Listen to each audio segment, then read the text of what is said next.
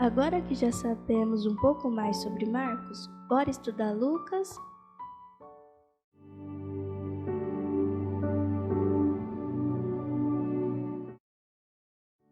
Diferente do Evangelho de Marcos, Lucas é o mais longo dos 4 evangelhos, isso porque ele é rico em detalhes. É o evangelho que mais registra parábolas e alguns momentos da infância de Jesus, como também registra milagres e ensinamentos exclusivos. Muito do conteúdo que Lucas registra entre os capítulos 9 a 19 aparece apenas em seu evangelho, ou seja, aproximadamente 1/3 deste livro é material exclusivo. O evangelista Lucas dedica-se a escrever aos gregos, seus conterrâneos, um povo que buscava por conhecimento e tinha como ideal o homem perfeito. Para sermos mais específicos, Lucas escreve para um amigo chamado Teófilo.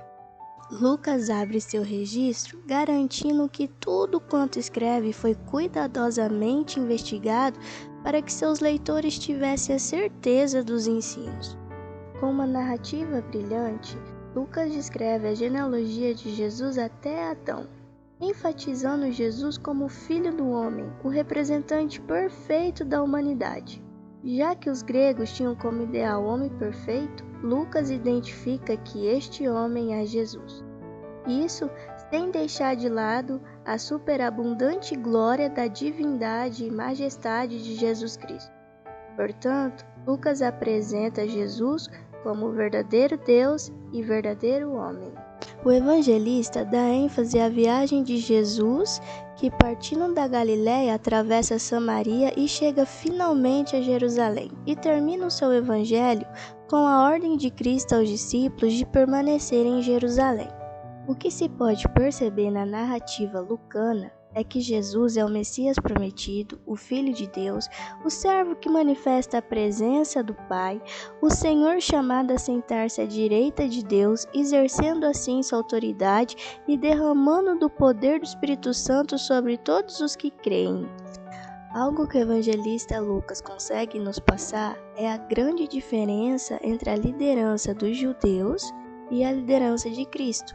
Isso porque Lucas tinha a intenção de provar a inocência política de Jesus sobre as leis romanas. Nos capítulos finais é apresentado algumas discussões sobre o julgamento e a morte de Jesus. Lucas também vai descrever a ressurreição e a ascensão de Cristo aos céus. E o evangelho termina com palavras do Senhor Jesus aos seus discípulos, onde lhes pede para esperarem a vinda do Espírito Santo.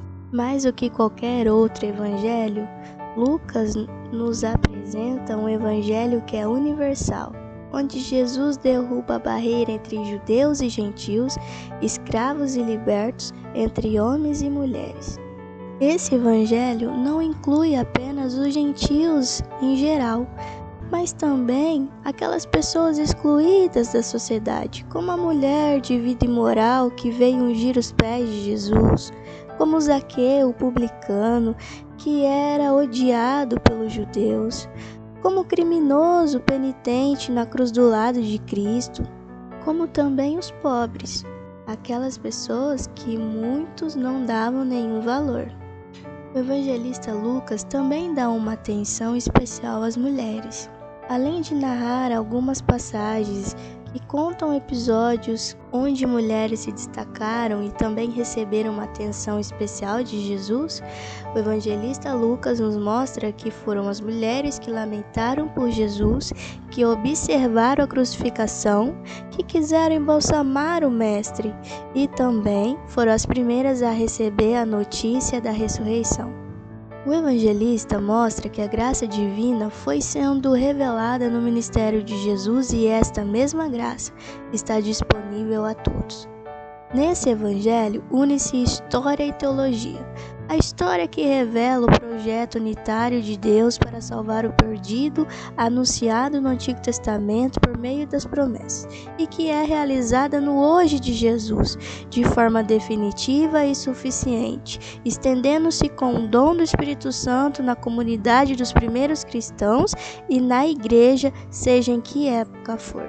Podemos concluir esse estudo com as seguintes palavras: Jesus é o Filho do Homem, o representante perfeito da humanidade, mas também é o Filho de Deus, aquele que está assentado à direita de Deus Pai. Mas afinal de contas, quem é Lucas? Lucas é o famoso médico amado, cooperador de Paulo, que não esteve com Jesus, porém, mesmo assim, resolveu segui-lo. Algo importante para nós sabermos é o ano em que esse livro foi escrito. Não há indicações precisas de quando foi escrito, porém há quem defenda que o Evangelho de Lucas foi escrito em 60 depois de Cristo, porém há outros que defendam que fora escrito em 70 depois de Cristo. E assim nós finalizamos o estudo sobre o Evangelho de Lucas. Muito obrigado por ter nos acompanhado. Não se esqueça de se inscrever no canal, ative as notificações e até o próximo estudo.